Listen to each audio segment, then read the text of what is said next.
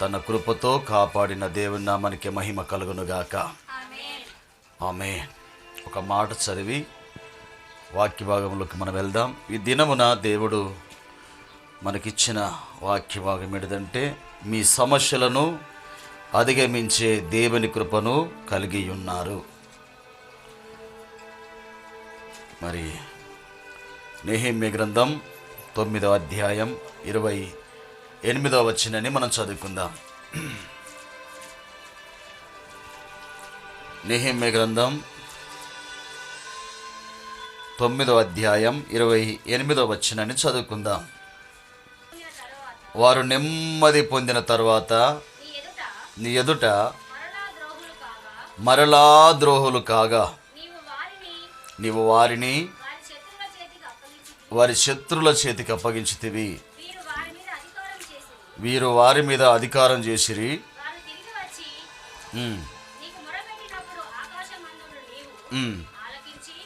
ఆలకించి నీ కృప చొప్పున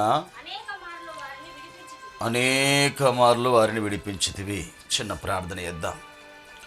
మహాపరిశుద్ధుడైన మా గొప్ప తండ్రి, నీ బలమైన ఘనమైన నామను బట్టి నీకు వందనాలు, కృతజ్ఞతాస్తుతులు చెల్లిస్తున్నామనైనా.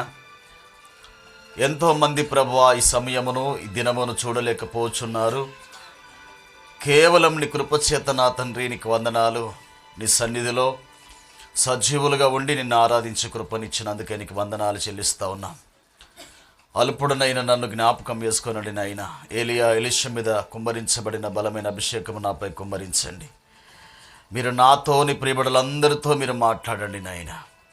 అయ్యా, వినగలిగిన చెవులు గ్రహించే హృదయం మాకు దయచేయగలవని, ఏ అపవాది మాటలను దొంగిలకుండా ప్రభా, నిద్రమత్తు బలహీనత ఆటంకము ఏది ఇక్కడ సంభవించకుండా నీ శక్తిగల నామములో బంధిస్తున్నాను ప్రభా.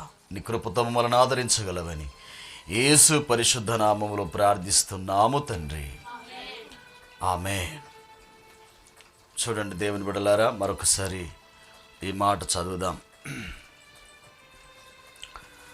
వారు నెమ్మది పొందిన తరువాత నీ ఎదుట మరలా ద్రోహులు కాగా నీవు వారిని వారి శత్రువుల చేతికి అప్పగించితివి.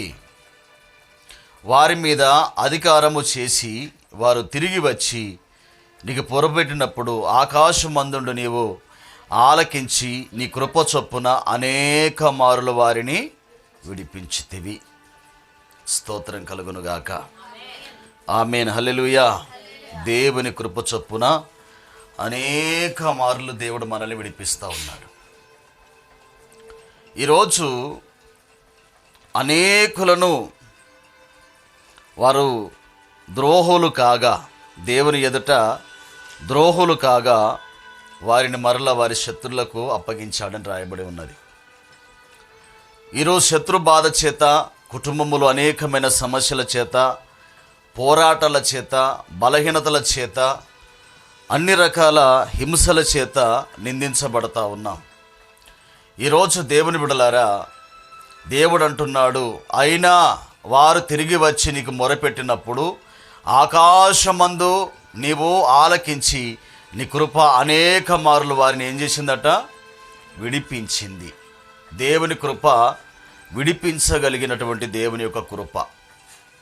ఈ కృపా కనికరం కలిగిన దేవుడు, బాధలున్నాయి, సమస్యలున్నాయి, పోరాటాలున్నాయి, అనేకమైన హింసలున్నాయి, అప్పులు, ఆర్థికమైన సమస్యలున్నాయి, లోకములో శత్రువులు ఉన్నారు, బలహీనపరిచేవారు ఉన్నారు, బాధ పెట్టేవారు ఉన్నారు, కృంగదీసేవారు ఉన్నారు, నిందించేవారు ఉన్నారు, హింసించేవారు ఉన్నారు.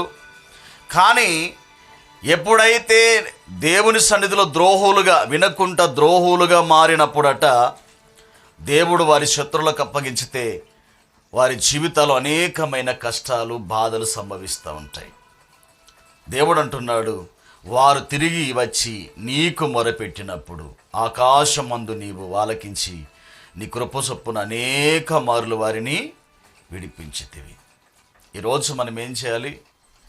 దేవుని యొద్దకు వచ్చి మనం మొరపెట్టాలి.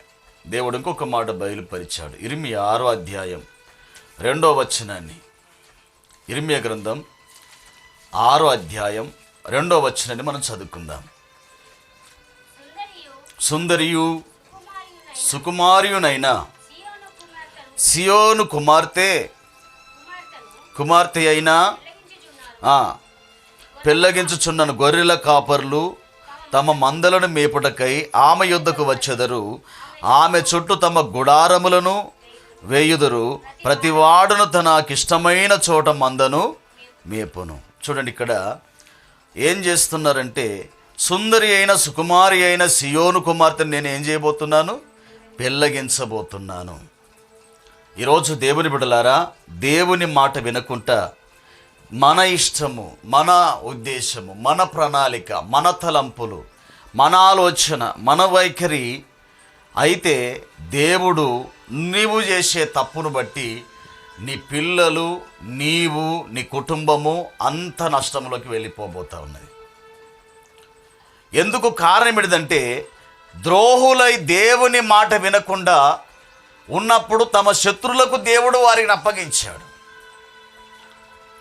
శత్రుల చేతికి అప్పగించబడిన తర్వాత వారు ఎప్పుడైతే దేవా కనికరము చూపు తండ్రి అని మరలా వచ్చి తిరిగి వచ్చి మొరపెట్టినప్పుడు అనేక మార్లు దేవుడు విడిపించాడు. పెళ్ళగించడం అంటే తీసివేయడం, చంపేయడం. పెళ్ళగించినప్పుడు ఒక చెట్టును తవ్వుతే ఎలాగుంటుంది? చచ్చిపోతుంది. ఈరోజు మనం అనుకుంటాం, చాలామంది ఇక్కడ ఏమన్నాడు 3వ వచనంలో, గొర్రెల కాపరులు అనగా సేవకులు తమ మందరములను మేపుటకై ఆమె యొద్దకు వచ్చెదరు. ఆమె చుట్టూ తమ గుడారములు, అంటే ఎక్కడ ఉంటే అక్కడికి వచ్చి మనము బోధ చేయడం, వారి చుట్టే ఉండడం.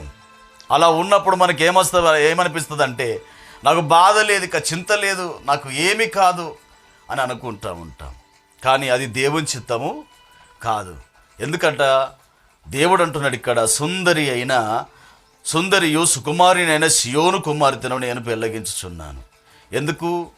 ఈరోజు మన చిత్తము, మన ఆలోచన, మన ప్రణాళిక, మన ఉద్దేశము, బాధ లేదు, మనకు చింత లేదు, ఒక ప్రణాళిక లేదు, ఒక ఉద్దేశము లేదు, ఒక ఆలోచన లేదు. ఈరోజు మన కుటుంబాలు శ్రమల్లో ఉన్నాయి, బాధలో ఉన్నాయి, బలహీనతలో ఉన్నాయి, అనేకమైన పోరాటాలు సంభవిస్తూ ఉన్నాయి, ద్రోహులుగా మార్చబడతా ఉన్నారు. దేవుడు ఎందుకు పెళ్ళగిస్తున్నాడు తెలుసా? ఈరోజు మన చిత్తాన్ని నెరవేర్చుకోవడానికి చూస్తున్నాం, కానీ దేవుని ఉద్దేశాన్ని నెరవేర్చడం కాదు. దేవునికి మహిమ కలుగునుగాక. మన చిత్తం నెరవేర్చుకోవడం, మన ఆలోచన నెరవేర్చుకోవడం. చూడండి, 4వ వచనం కూడా చదవండి. ఆమెతో యుద్ధం ప్రతిష్ఠించుకొనుడి, లెండి, మధ్యాహ్నమందు బయలుదేరుము. అయ్యో మనకు శ్రమ పొద్దు గురుగుచున్నది, సాయంకాలపు ఛాయలు పొడగవుచున్నవి. లెండి, ఆమె నగరులను నశింపచేయుటకు రాత్రి బయలుదేరదము. సైన్యములకు అధిపతి యెహోవా ఇలాగు సెలవించుచున్నాడు, చెట్లను నరికి యెరూషలేమునకు ఎదురుగా ముట్టదిబ్బడి కట్టుడి. ఈ పట్టణము కేవలము అన్యాయమును అనుసరించి నడుచుచున్నది గనక శిక్ష నొందవలసి వచ్చాను. ఏమైంది? పట్టణములో, గ్రామములో అన్యాయము జరుగుతున్నది. దేవునికి స్తోత్రం కలుగునుగాక. చెట్లు నరికివేయబడడానికి, చెట్లు అంటే ఎవరు? మనమే. యెరూషలేము అంటే మందిరం, దానికి అడ్డంగా వేయండి. ఎందుకో తెలుసా? యెరూషలేము పాడైపోతుంది. యెరూషలేము అనగా మందిరం. మందిరాన్ని కట్టుకోవడం, మందిరాన్ని శుద్ధి చేయడం, మందిరాన్ని ఆవరించుకోవడం, మందిరాన్ని అలంకరించుకోవడం, ఇవన్నీ మనం కలగచేయాలి. ఇది లేనప్పుడు దేవుడు అంటున్నాడు, ఆ చెట్లను నరికివేయండి, దానికి యెరూషలేముకు ఎదురుగా కట్టండి, ముట్టదిబ్బడిగా కట్టండి అని దేవుడు మాట్లాడుతూ ఉన్నాడు. దేవునికి మహిమ కలుగునుగాక. ఆమేన్, హల్లెలూయా. చాలామంది పురుషులు, పిల్లలు ఇంటికాడ ఉంటారు, ద్రోహుల ఇంటికాడ ఉంటున్నారు. నీ కుటుంబాన్ని శ్రమ వస్తూ ఉన్నది, నీకు బాధ కలిగింది, శత్రువు చేతికి అప్పగించబడి ఉన్నారు, రోదన కలుగుతూ ఉన్నది, నష్టం కలుగుతూ ఉన్నది, పోరాటం కలుగుతూ ఉన్నది. ఒక ఆర్థికంగా నష్టపోతూ ఉన్నావు, శారీరకంగా నష్టపోతున్నావు, ఆరోగ్యం పాడైపోతుంది, ఆర్థికంగా ఆస్తి నష్టమైపోతూ ఉన్నది.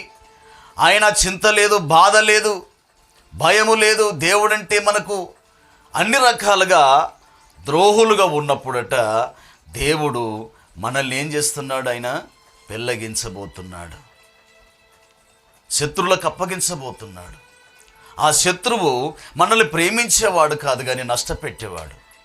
ఆ శత్రువు మనల్ని కృంగదీసేవాడే కానీ సంతోషపరిచేవాడు కాదు, నెమ్మది పరిచేవాడు కాదు, ఆదరించేవాడు కాదు, మనకు నెమ్మదిని ఆనందాన్ని కలిగించేవాడు కాదు ఆయన. ఈరోజు వారు ఎప్పుడైతే తిరిగి నా యొద్దకు వచ్చి మొరపెడతారో వారిని అనేక మార్లు నేను విడిపించి తిని అని అన్నాడు. ఒక మారు కాదు, అనేక మార్లు విడిపించాను. ఈరోజు ఎందుకు మనము ద్రోహులుగా మార్చబడుతూ ఉన్నాం? కారణం ఏంటిది? ఎందుకు మనము శత్రువుల చేతికి అప్పగించబడుతున్నాం? ఎందుకు ఇన్ని బాధలు సంభవిస్తూ ఉన్నాయి? కారణం ఏంటిదంటే, దేవుని బిడ్డలారా, దేవుడు మనల్ని శిక్షించకముందే ఆయన యొద్దకు వచ్చి మనం మొరపెట్టాలి. దేవునికి మహిమ కలుగును గాక. కాపరులు మన యొద్దకే వస్తూ ఉన్నారు. వ్యక్తి వస్తేనే అంత డెకరేషన్ ఉంటే, దేవుడే మన ఇంటిలోకి వచ్చినప్పుడు దాన్ని శుభ్రపరిచే బాధ్యత మనదే. దేవునికి మహిమ కలుగును గాక. ఈరోజు దేవుడు అంటా ఉన్నాడు పెళ్ళగించడము. చూడండి, ఇక్కడ 7వ వచనం 8వ వచనం ఏమన్నాడు? యెరూషలేమా, నేను నీ యొద్ద నుండి తొలగింపబడుకొనున్నట్లు, నేను నిన్ను పాడైన నిర్మానుష్య ప్రదేశముగా చేయకూడనట్లు శిక్షకు లోబడుము. సైన్యములకు అధిపతి యెహోవా ఇలాగు సెలవిచ్చుచున్నాడు, ద్రాక్ష చెట్లు ఫలమును ఏరుకొనున్నట్లు మనుషులు ఏమీ మిగలకుండా ఇశ్రాయేలు శేషమును ఏరుదురు. ద్రాక్ష పండ్లను ఏరువాడు చిన్న తీగలను ఏరుటకై తన చెయ్యి మరలా వేయునట్లు నీ చెయ్యి వేయుము. విందురని నేను ఎవరితో మాటలాడిదను, ఎవరికి సాక్ష్యమిచ్చదను? వారు వినుటకు తమ మనసును సిద్ధపరచుకొనరు గనక వినలేకపోయిరి. ఇదిగో, వారు యెహోవా వాక్యమందు సంతోషం లేని వారై దానిని తునీకరించుదురు. కావున నేను యెహోవా క్రోధముతో నిండి ఉన్నాను, దానిని అణుచుకొని నేను విసికి ఉన్నాను. ఒకడు తప్పకుండా వీధిలోనున్న పసిపిల్లల మీదను యవనుల గుంపు మీదను దాన్ని కుమ్మరించవలసి వచ్చను. భార్య భర్తల వయసు మీరిన వారును వృద్ధులను పట్టుకొనబడెదరు. ఎవరిని కూడా విడిచిపెట్టేవాడు కాదు దేవుడు. ఆమేన్, హల్లెలూయా. కాబట్టి బిడ్డలారా, దేవుడు మన మీద పెట్టిన భారం, బాధ్యత, ఇచ్చిన కృప, ఇది మనము ఖచ్చితంగా నెరవేర్చుకోవాలి. ఎందుకు మనకింత నిర్మానుష్యమైన ప్రదేశముగా మన జీవితాలు, మన స్థలము అన్ని రకాలుగా మార్చబడుతూ ఉన్నాయి? దేవుని కృప, దేవుని కనికరము రావాలనంటే ఆయన అన్నాడు, ఒక్కసారి కాదు, నువ్వు ఎప్పుడు దేవుని యొద్దకు తిరిగి వస్తావో అనేక మార్లు మిమ్మల్ని ఏమన్నాడు ఆయన? విడిపించెదను. దేవుని కృప అనేక మార్లు విడిపించగలుగుతుంది. ద్రోహమైన మనసు, వ్యతిరేకమైన మనసు, తలంపులు, ఆలోచన, వైఖరి అందరి మార్చబడి. ఇళ్ళల్లో పురుషులు ఎందుకుంటున్నారు? మీ పిల్లలు ఎందుకు వీధిలో తిరుగుతున్నారు? శోధన సమస్యలు ఎందుకు మీరు పట్టి పీడించబడతా ఉన్నారు? దేవుడు లేడని ఎందుకు మనం అనుకుంటున్నాం? దేవుడు అన్ని విషయాలలో మన మాటలను వినేవాడుగా ఉన్నాడు. ఈరోజు బాధ ఉన్నది, శ్రమ ఉన్నది, దేవుని సన్నిధిలోకి వచ్చి మొరపెట్టడం నేర్చుకోవాలి. దేవునికి మహిమ కలుగును గాక. చూడండి, 1 కొరింథీయులు రాసిన పత్రిక 15వ అధ్యాయం 10వ వచనాన్ని చదువుకుందాం. 1 కొరింథీయులు రాసిన పత్రిక 15వ అధ్యాయం 10వ వచనాన్ని మనం చదువుకుందాం. ఆయనను నేనేమై ఉన్నానో అది దేవుని కృప వలననే అయి ఉన్నాను, మరియు నాకు అనుగ్రహింపబడిన ఆయన కృప నిష్ఫలము కాలేదు కానీ వారందరికంటే నేను ఎక్కువగా ప్రయాసపడినది నేను కాను, నాకు తోడై ఉన్న దేవుని కృపయే. అపోస్తలుడైన పౌలు అనేకుల కొరకు ప్రయాసపడుతూ ఉన్నాడు. ఇది దేవుని కృప వలనే కలిగింది కానీ ఎవరి వలన కలిగింది కాదు. మనం ఏమంటాం ఇప్పుడు? ఉద్యోగం దొరికింది దేవుని కృప వలనే, ఆరోగ్యం ఉన్నది దేవుని కృప వలనే, సమస్తము కలిగింది దేవుని కృప వలనే, మనకు అన్ని రకాల దేవుడు సమకూర్చాడు దేవుని కృప వలనే. అపోస్తలుడైన పౌలు అంటున్న మాట ఏంటిదంటే, నేను కాను, నాకు తోడై ఉన్న దేవుని కృపయే. నేను ప్రయాసపడ్డది దేవుని కృపయే. దేవునికి స్తోత్రం కలుగునుగాక. అందరి కొరకు ప్రయాసపడ్డాడు ఆయన. మనం ఒకరి కొరకు ఒకరం ప్రయాసపడలేం. ఒకరికొకరు మనం ఆలోచన కలిగి వివేచించలేం. దేవుని కృప కనికరము వలన ఈరోజు నీ జీవితంలో మేలు కలిగింది. ద్రోహులుగా మార్చబడుతున్నారా? శత్రుల చేతులకు అప్పగించబడుతున్నారా? పెళ్ళగించబడిన సుందరివతి వలె చెట్టు వలె ఉన్నావా? నరికివేయబడిన యెరూషలేము ముందు నరికివేయబడిన చెట్ల వలె ముట్టదిబ్బడిగా కట్టబడిన స్థితిలో ఉన్నారా? నిర్మానుష్యముగా మార్చబడుతుందా మన ప్రదేశమంతా? మన జీవితం ఎలాగున్నది? ఎందుకు మన నుంచి శిక్ష, బాధ, ప్రయాసం అంతా కూడా ఎందుకు దూరం అయిపోవట్లేదంటే మనము దేవునికి మాటకు లోబడలేకపోతున్నాము. దేవునికి స్తోత్రం కలుగును గాక. ఆమేన్, హల్లెలూయా. దేవుని మాటకు లోబడితే దేవుడు మన పక్షంగా ఎక్కడ ఉండి మొరపెట్టినా మనల్ని అనేక మార్లు విడిపించగలిగిన కృప కనికరమ్మ కలిగిన దేవుడు. దేవునికి స్తోత్రం కలుగును గాక. ఈరోజు మనము ద్రోహులుగా మార్చబడ్డాం. ద్రోహం చేస్తున్నాం దేవునికి. ఎవరికి చేస్తున్నాం చెప్పండి? దేవునికి ద్రోహం చేస్తున్నాం. ఇంటి దగ్గర ఉండి ఏం చేస్తారండి?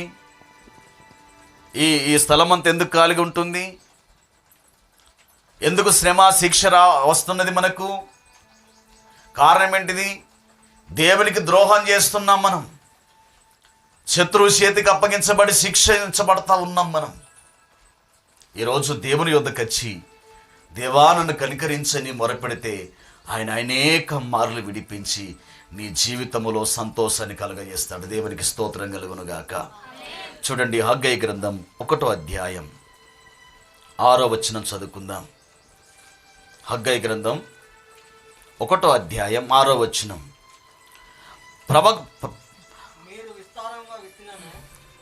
మీరు విస్తారముగా విత్తినను కొంచెమే పండెను, మీరు భోజనము చేయుచున్నను ఆకలి తీరకై ఉన్నది, పానము చేయుచున్నను దాహము తీరకై ఉన్నది, బట్టలు కప్పుకొనుచున్నను చలి ఆగకున్నది, పనివారు కష్టము చేసి జీతము సంపాదించుకున్న జీతము చినిగిపోయిన సంచిలో వేసినట్టుగా ఉన్నది. చూడండి, కొంతమంది జీవితాల్లో కష్టము పడుతున్నారు కానీ అది వారి జీవితంలో ఎన్ని రకాలుగా ఆశీర్వాదాలు లేవు.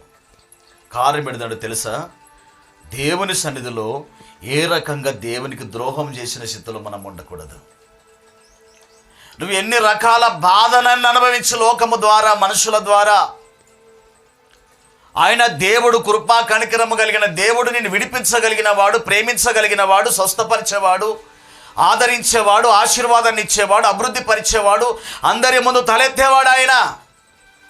ఈరోజు ఎందుకు మన జీవితాల్లో ఆశీర్వాదాలు లేవు? ఎందుకు నీ కష్టమంతా చిరిగిపోయిన సంచిలో ఉన్నది? పానం చేసిన దాహం తీరట్లేదు, భోజనం చేసిన ఆకడలు తీరట్లేదు, ఎన్ని బట్టలు కప్పుకున్నా చలి ఆగట్లేదు. కారణం ఏంటో తెలుసా? దేవుని చిత్తాన్ని చేయక నీ ఇష్టమైన ఆలోచన చొప్పున దేవుని దగ్గర నువ్వు ద్రోహివై ఉన్నావు కాబట్టి ఎన్ని చేసినా నీకు ఆశీర్వాదము కనబడట్లేదు. ఈరోజు ప్రేమని దేవుని బిడ్డలారా, ఇస్సాకు విశ్వాసముతో ఎన్ని విత్తనాలు వేశాడు? ఒక్కటే వేశాడు. ఎంత పంట కోసుకున్నాడు? 100 పంట కోసుకున్నాడు. ఈరోజు మన జీవితాల్లో ఎంత పంట పండించినా అది ఫలముగా మార్చబడట్లేదు. ధాన్యం వచ్చినా అది ఎక్కడికో వెళ్ళిపోతూ ఉన్నది. డబ్బు వస్తున్నది, చినిగిపోయిన సంచిలో వేసినట్టుగా అన్ని రకాలుగా నష్టానికి దారితీస్తూ ఉన్నది. కారణం ఏంటో తెలుసా? దేవునికి సన్నిధిలో నమ్మకము లేదు మనలో. దేవునికి ఏది చేయవలసి ఉన్నదో దాన్ని చేయట్లేదు మనం. అక్కడ కూడా ద్రోహమే, అక్కడ కూడా అన్యాయమే. ఈరోజు మన జీవితాల్లో అలాంటి స్థితిని కలిగి ఉన్నాం. అంత కూడా చినిగిపోయి సంచులు వేస్తే ఒకటి కూడా కనబడదు. ఎక్కడ పోయిందో తెలవకుండానే అది నష్టమైపోతూ ఉన్నది జీవితాల్లో. అయ్యో, ఇన్ని సంవత్సరాలు అయిపోయింది యేసయ్యని నమ్ముకొని, నాకు ఆశీర్వాదం లేదు, దేవుడు నాకేం మేలు చేయలేదు, నేను దేవుని వదిలిపెడతాను, నేను ప్రార్థన చేయను, మందిరానికి రాను, అక్కడ బాగులేదు. ఈరోజు ద్రోహిగా వినకుంటా విర్రవీగి ఇష్టానుసారమైన ప్రవర్తన కలిగి జీవించినప్పుడు నువ్వెక్కడ ఉన్నా నీ జీవితం అంతా చినిగిపోయిన స్థితిలో ఉన్నట్టుగానే ఉంటుంది.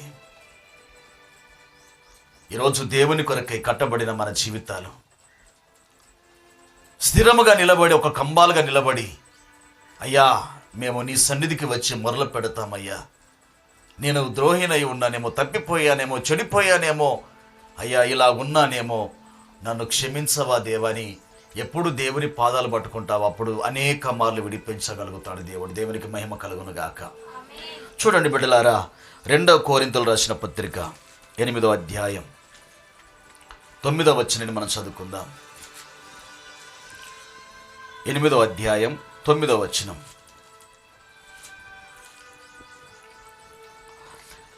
మీరు మన ప్రభువైన యేసుక్రీస్తు కృపను ఆయన ధనవంతుడై ఉండినను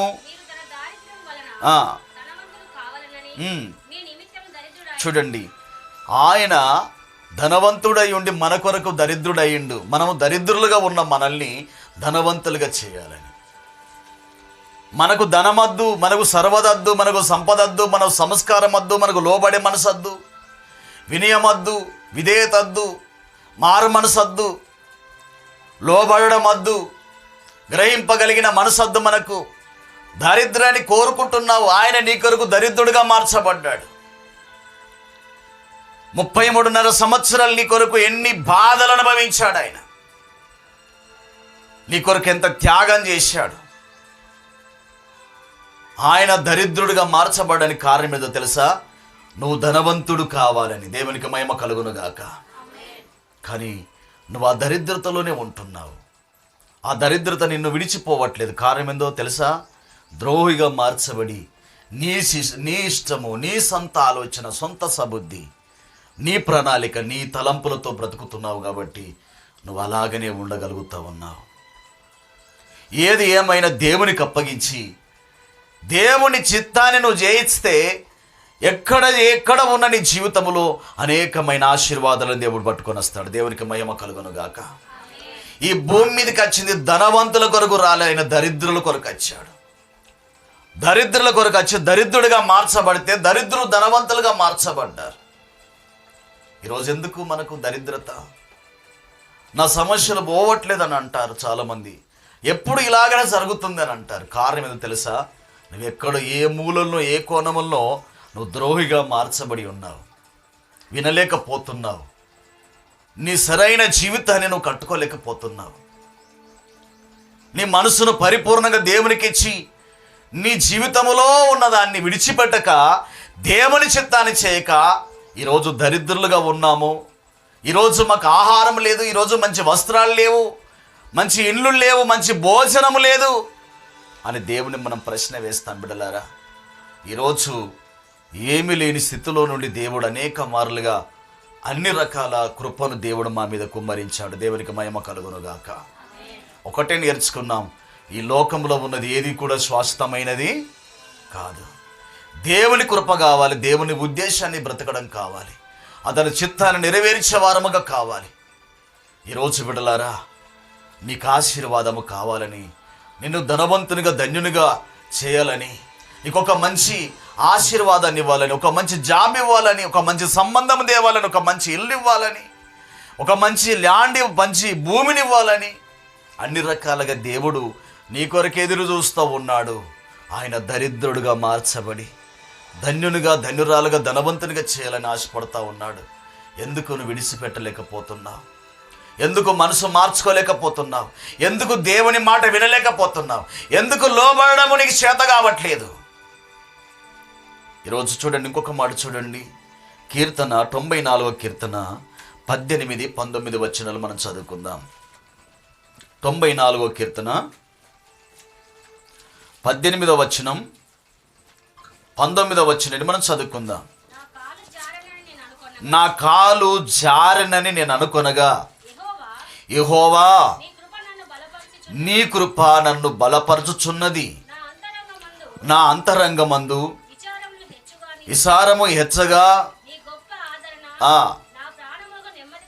చూడండి, ఇక్కడ ఏమనుకున్నాడు భక్తుడు? నా కాలు జారనని అనుకున్నాడు. కానీ ఆ కాలు జారే స్థితిలో కూడా దేవుని కృప, దేవుని కనికరము అతని ప్రాణాన్ని కాపాడింది. దేవునికి స్తోత్రం కలుగునుగాక. ఈరోజు నువ్వు కాలు జారే చోటులో ఉన్నావా? ఇక కొంచెమైతే అవుట్ అనే స్థితిలో ఉన్నావా? ఇక అయిపోయింది, ఇక ప్రాణం అనే స్థితిలో ఉన్నావా? అయినా దేవుని కృప అనేక మార్లు విడిపించి నీ ప్రాణానికి ప్రాణం పోసే కృప. దేవునికి మహిమ కలుగునుగాక. ప్రియమైన దేవుని బిడ్డలారా, దేవుడు మన కొరకు ఎన్నో గొప్ప గొప్ప కార్యాలు చేశాడు. ఈ భూమి మీద మనము చెప్పుకుంటే చాలనంత అద్భుతమైన కార్యాలు చేశాడు. అన్ని కార్యములు చేసిన దేవునికి ఎంత ద్రోహముగా మనం బ్రతుకుతున్నాం తెలుసా? ఆయన నీ కొరకు అయినా గొప్ప ద్రోహ కార్యాలు చేసినా తిరిగి నా యొద్దకు వస్తే నేను వారిని విడిపిస్తానని చెప్తున్నాడు. దేవునికి మహిమ కలుగునుగాక. నువ్వు దేవుని యొద్దకు రాకపోతే విడుదల కలగదు.